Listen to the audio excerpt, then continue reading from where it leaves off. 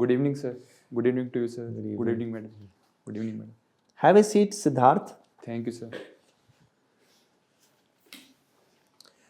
Siddharth, can you name some other prominent personalities by the name of Siddharth and even Siddharth Shukla? Sir, Mahatma Buddha had the name Siddharth, and there are some actors known as Siddharth Shukla. He was an actor who was a participant of Big Boss. Also worked in Balika Vadhu. He died recently. Whereas the legacy of Mahatma Buddha can never die. Okay. So, Siddharth, you have done history honors and you are fond of Nad Brahma meditation. So, what is Anahat Nad? I'm sorry, sir. I do not Anahat know. Nad nahi suna? No, sir. Read about it. Nad you have, Nad Brahma you have said, so Anahat Nad jo hai. Reading spiritual books. Which book, spiritual book have you read? Patanjali? So I have read the major Upanishads. I have Yoganand? no, sir. I have read Ashtavakra Gita, Ashtavakra the Gita. Bhagavad Gita, and books of Jiddu Krishnamurti. Okay.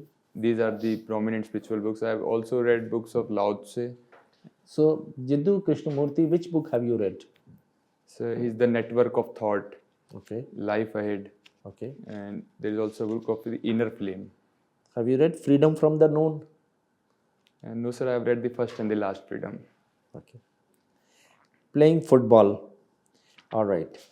And then coming to your optional, it is history. So, history in optional also, and history honors, both history. So, history is about prominent men and women. What about those who finished second? History is never written about them, or the losers.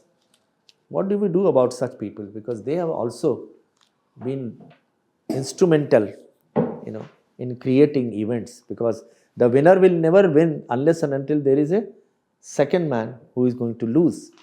So why don't we write the names of these people also? And what should be done about these nice guys finish second? This also said sometime. So first of all, history is written by the winners. As we can see in the history of the World War II, the US's bombing of Japan is viewed differently because they won the war.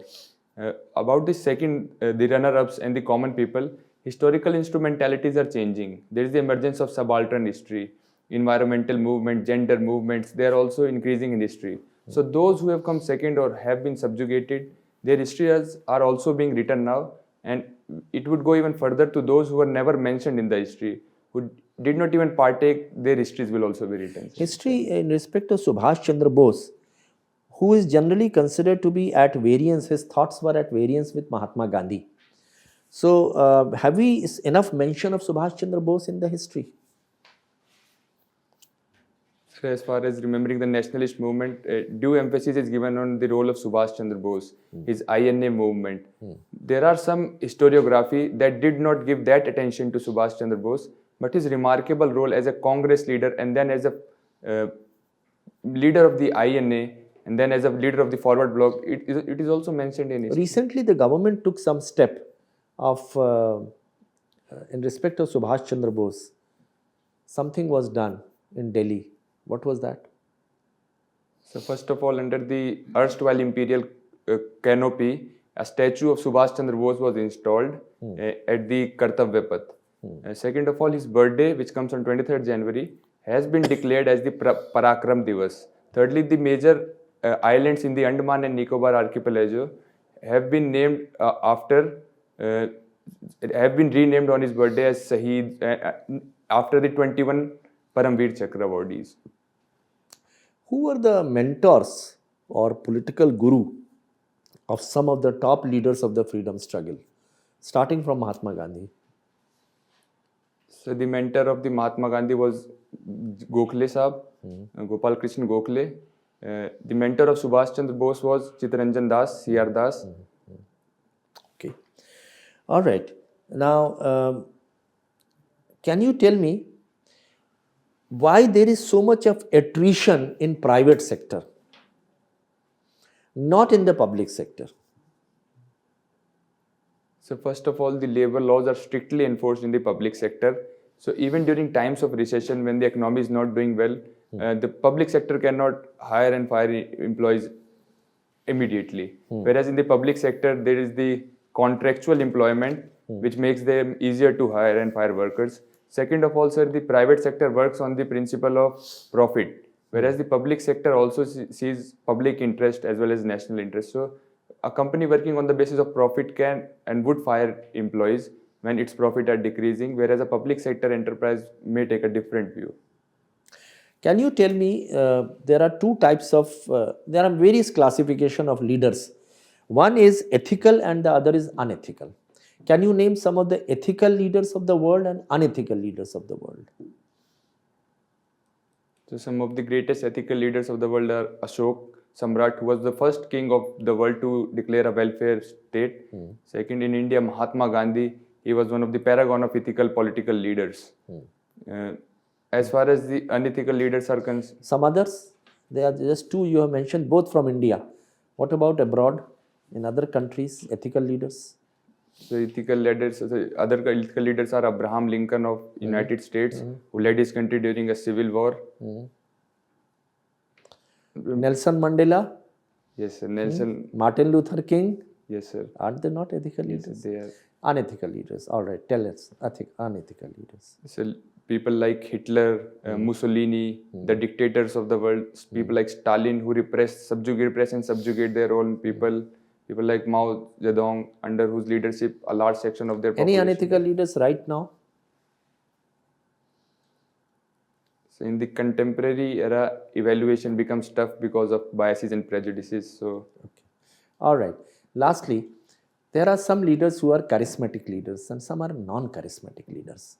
Can you name some charismatic leaders and some non-charismatic leaders? They were both leaders by their own right. So during the independence, Jawaharlal Nehru was a charismatic leader, whereas Sardar Vallabhbhai Patel, he was a non-charismatic leader but a brilliant organizer of people. There are also charismatic leaders in other parts of the world, such as Churchill. He was a charismatic leader of the British people, but there were some unethical connotation to him. Whereas some leaders like Abraham Lincoln, they were non-charismatic, but they were humble and ethical, so they led their people well. Civil service requires charismatic or non-charismatic leaders? So since civil servants have to be faceless, they have to be the backbone of the administration rather than the face, so it should be... So would you advocate social media being used by many of the civil servants? There are some positive impacts of the social media, but there should be a clear distinction between an administrator as a person and as an administrator on social media as well. Thank you. Siddharth, some question from Krishnamurti itself. Now, Krishnamurti, have you read Tradition and Evolution? No, sir. No. So he says experience hinders experiencing. Have you read this? Yes, sir. What does it mean? So Krishnamurti asserts that our previous experience, they have been stored as memory in the brain, and they create the biases and prejudices with which our later experiences are mixed with. We cannot conceive things clearly, we cannot see things clearly unless we get out of those experiences, those memories which create the biases and the prejudices. Excellent. Now, history repeats itself first as a tragedy and then as a farce. Do you know what it means? And in which work of Karl Marx it was mentioned and what was the context? So it was mentioned in the Karl Marx, I'm not remembering the exact word, it's the 18th Brumaire. 18th Brumaire of the Louis Bonaparte. Yes, sir. So what does it mean? So it means that history, first of all, repeats itself as a tragedy. A tragic event such as World War I may repeat itself as World War II. Later, it repeats itself as a farce, as a comedy. Karl Marx said it in perspective of the rise of the Napoleon II or III as the ruler of Napoleon, Louis Napoleon as the Emperor of France, who used the same method as was used by Napoleon Bonaparte. Meaning thereby that the first time the historical circumstances are genuine. Like in case of Napoleon, it was hope which created the French Revolution and it was despair which led it into the hands of Napoleon. Right? Yes, sir. David Thompson's famous statement. But second time, it is this example which led to the fascism later on, the rise of fascism. So second time the circumstances are not genuine. So that is the actual meaning. Thank you, sir. There are many other meanings are given, but this is the correct one. Okay. Now, can you tell me what were the reasons for the American Revolution? Is it in the syllabus? I think it is. Yeah. Causes of American Revolution. So first of all, the economic. And what were its consequences also? Okay. Briefly. First of all, sir, the economic reasons. The mother country, England, started to tax the colonies heavily. Sugar Okay, so tax, stamp tax. that system was called something. What was it called? Mercantilism. Yes, sir. Mercantilism. Yeah. Second of all, sir, political enlightenment in America and emergence of leaders like Washington, Jefferson, who advocated independence and independent pathway. Third of all, sir, the reign of King George, it hastened the events. What was Boston Tea Party? I'm sorry, sir. No problem. No problem. You can always. Okay. And what was its consequence? Something else happened. Somebody fought there and then went back home and. Lafayette fought in that war, and it heralded the transatlantic revolutions. Right. There were revolutions in France. There were revolutions in South America under Bolivar. Second of all, politically, it heralded the birth of the nation states run by a constitution and principles like And the equality. nation state came up after which? In which year and which peace was that? Peace of Pe- Westphalia, 1848. Yes. Have you studied that? The modern nation state system Sir, in which sovereignty concept came up. Okay. I'm sorry, sir. I'm No not problem. able to recall. No problem. Thank you. Which period history fascinates you most? Sir, ancient Indian history. Ancient history. It was which king who converted the Roman Empire into Christianity? So he was Emperor Constantine. Which one? 1, 2, 3, 4. I'm sorry, sir. Cannot. And which was the Constantinople king under whom Istanbul was lost to the Turks? Sorry, sir. I'm Okay. unable to recall. Interesting. Let's read that. You said history is written by the victors. So India was conquered by Mughals first and then the Britishers. They wrote our history. And now there are a lot of people who are saying that the history must be corrected. What is your view? So history should be rewritten when new analytical tools, new discoveries are made. So history is a living subject. It is a dialogue between the past and the present. As the present would evolve, so would be our perspective on the past. So rewriting and correcting history is a continuous process that goes on, but it should be an academic and objective endeavor rather than being weaponized or made a political tool. So you think somewhere in those 500-600 years, the actual history was forgotten because the victor wrote it and there is a need to correct it? Like a lot of students like you who's come, I've asked them, have they heard of Ahom dynasty? Have you heard of Ahom dynasty? Yes, sir. You have heard it, but some people haven't. And Ahom dynasty ruled for 600 years and their mention in our history is very little, very small. So if I make that statement, that it would be correct to bring out those aspects of history which were forgotten and never mentioned in adequate importance. Would you agree with me? Absolutely, sir. All right. Dunkirk became a very famous name during Second World War. And that was a mistake the Germans made. If they had not made that mistake, probably the story of Second World War would have been different. What is Dunkirk related to? So it is related to the Normandy landing by the Allied force. The European continent was under the Nazi occupation at that time, and on the D-Day, as it was called, the Allied forces landed on the coast of France. It is at a place. It is related to Dunkirk. So that landing. That's not quite so. You please read about it. Dunkirk is after the France was overrun by Germany. The Britishers managed to evacuate about 300,000-400,000 soldiers from Dunkirk. Normandy landing took place in 1944. All right? Good. Now, you talked of reference. The past is embedded in the mind and that affects your judgment. And there is a term which relates to this. Have you heard that term? No, sir. Or shall we say, I'll give you that term. It's called confirmation bias.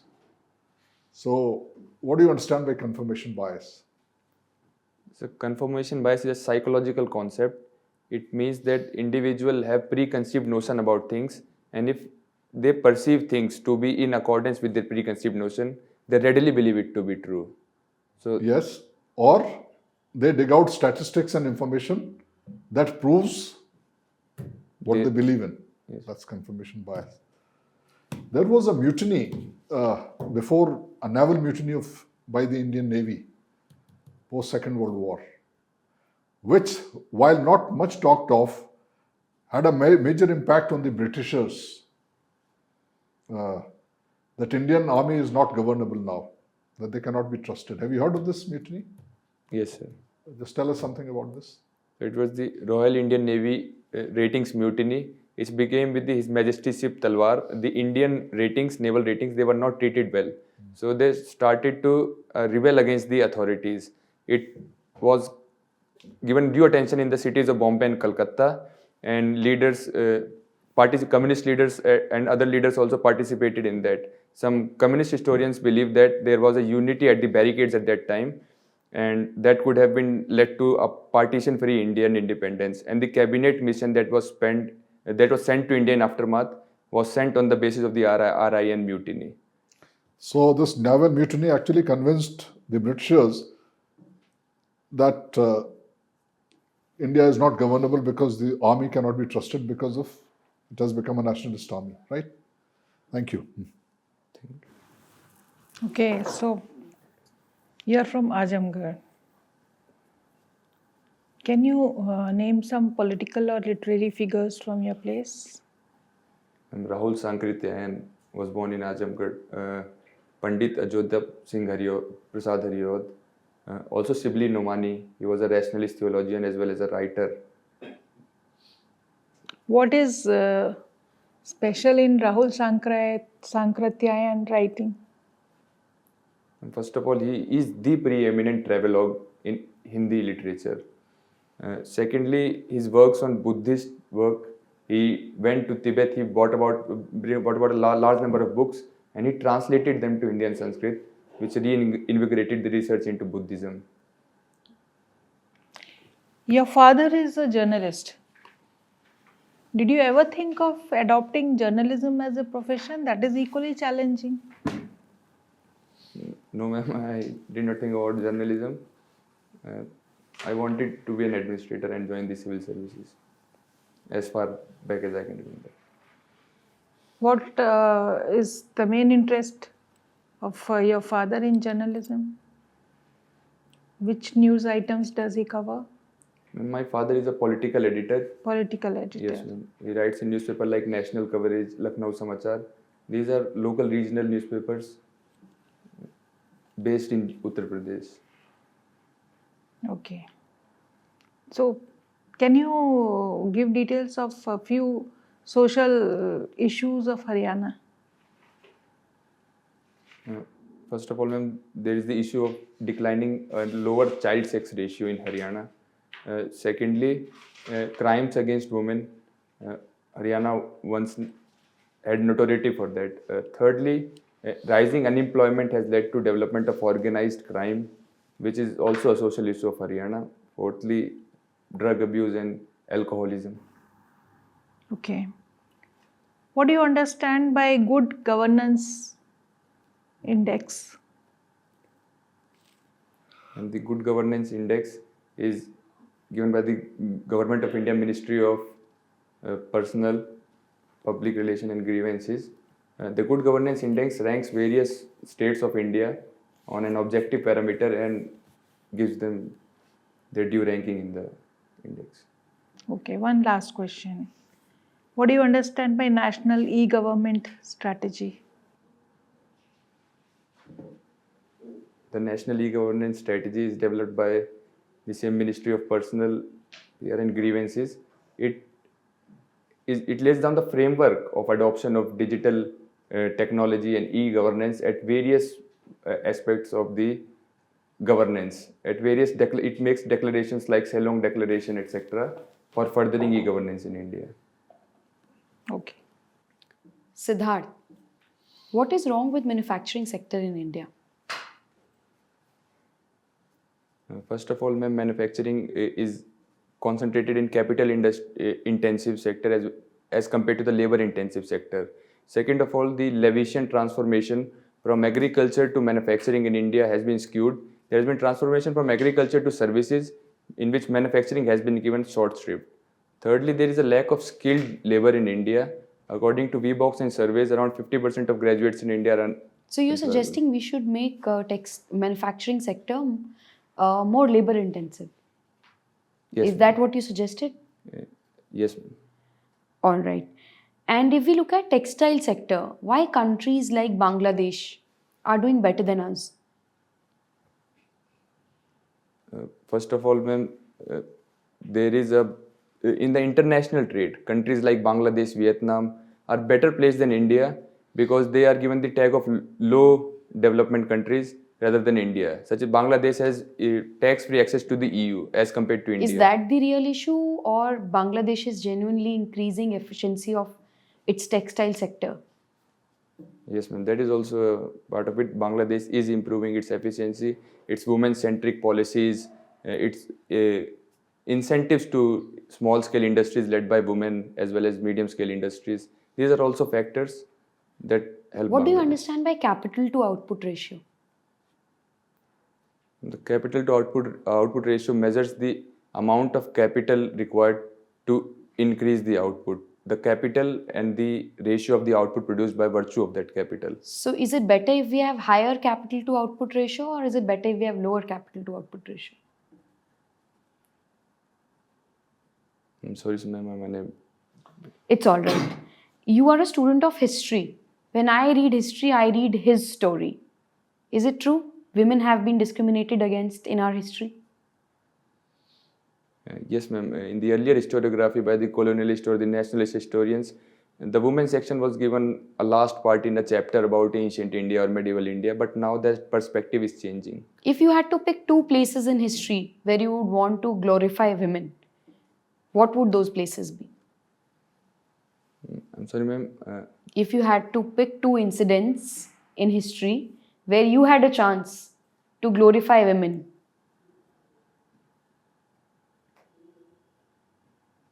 I'm sorry, ma'am. I'm unable to understand the. okay, I'll help you better. You know about freedom struggle? Yes, ma'am. If you had to write freedom struggle from a woman's perspective, or if you had to glorify women, there must have been women also who have sacrificed their life for freedom. Yes, ma'am. Can you now think of something?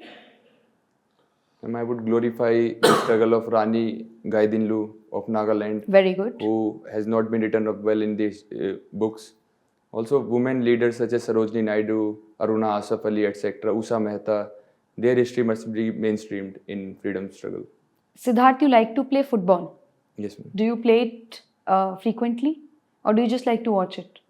Ma'am, I played frequently. I was part of my school team, part of my college team, and local area team as well. All right. Siddharth, who is your favorite football player? Ma'am, my favorite football player of all time is Zinedine Zidane. At present, Lionel Messi. What are the three qualities that you would want to imbibe from Messi? The first quality is humility, that howsoever be successful you are, be humble. Second of all, teamwork overtakes individual talent always. Be a team player. Thirdly, strive for excellence. The trophy that is out of your remit, such as the World Cup, strive for it continuously. Okay, my last question to you would be, you are from Delhi. What is your opinion on giving Delhi the full statehood? Delhi is the national capital, the Parliament of India, the Supreme Court of India are stationed here. So it cannot be given a statehood. It is the national capital, and for national security and sensitive matters, it should be under union control in some aspects. But if that is the mandate of the people, then?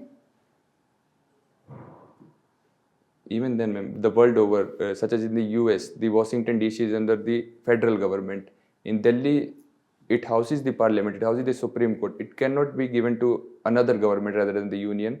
The police, the public order, this must remain under the union. All right, thank you.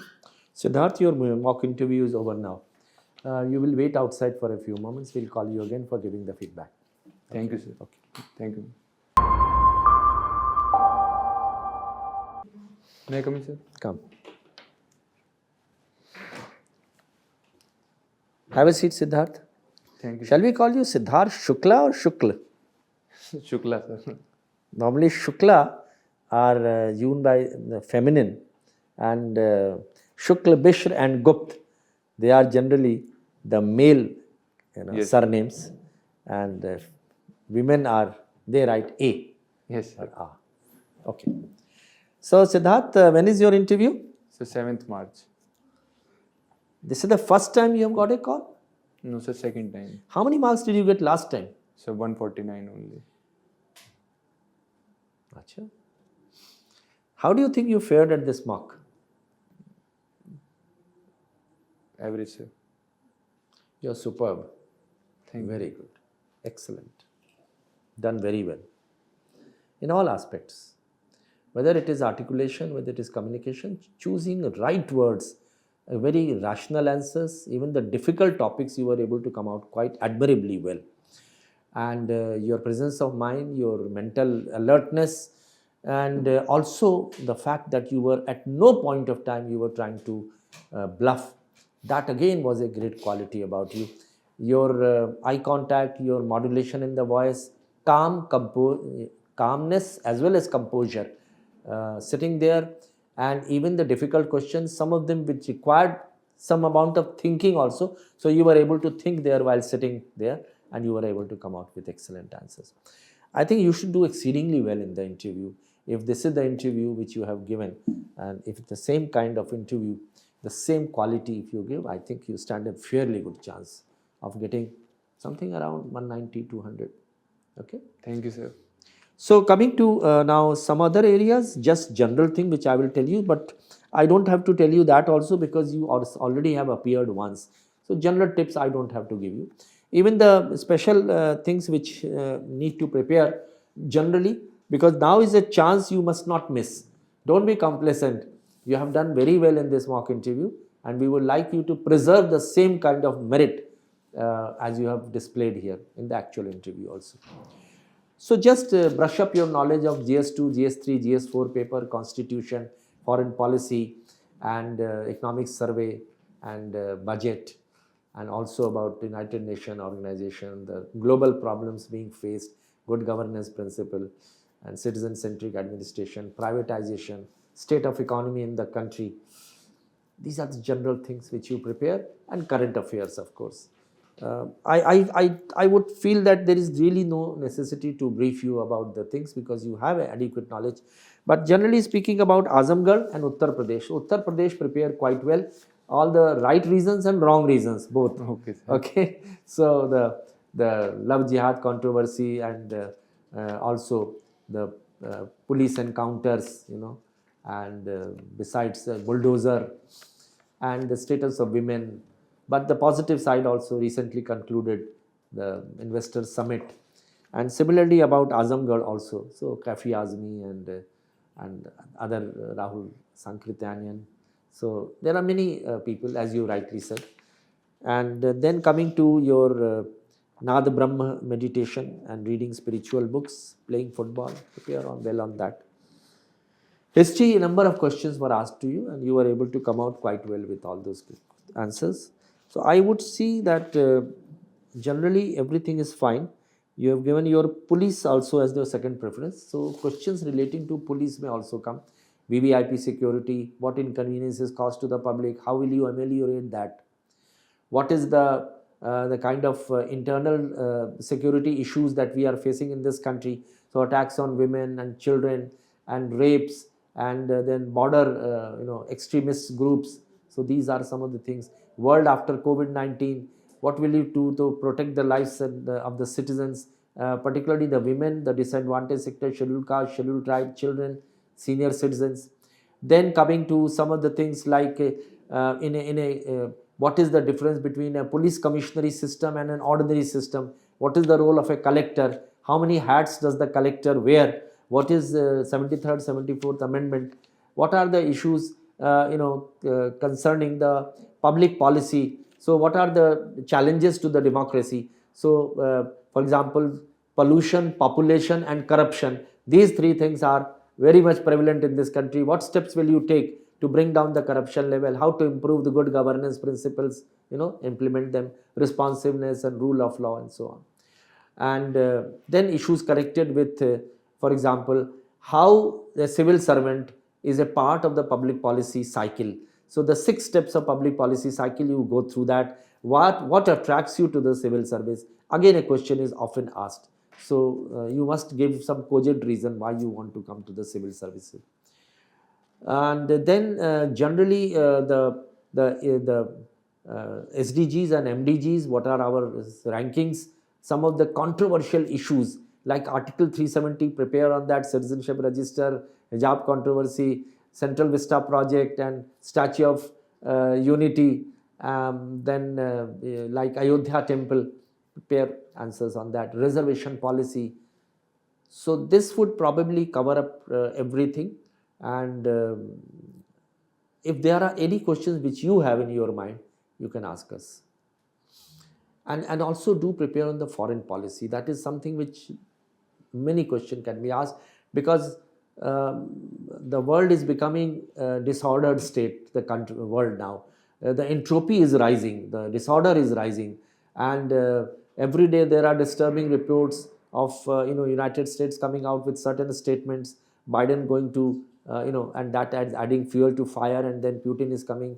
So some questions can be asked about India's policy stand towards Russia-Ukraine war. Is it the correct stand? Okay. And then similarly, what has India gained out of Russia-Ukraine war? Why are we moving towards deglobalization from globalization, Atmanirbhar Bharat and issues connected to that? Every country has to think about its own people nowadays, so looking inwards. So that kind of approach now every country is adopting. It started with Donald Trump when he started talking about American first and so on. If you have any questions to ask, you can ask us. Otherwise, everything is perfect. Yes. All the best to you. Thank you, sir. You will do extremely well. And going by the standard you have given here, definitely you are extremely good quality, and your performance is simply outstanding. Good evening, sir. And good evening. Unacademy. Let's crack it.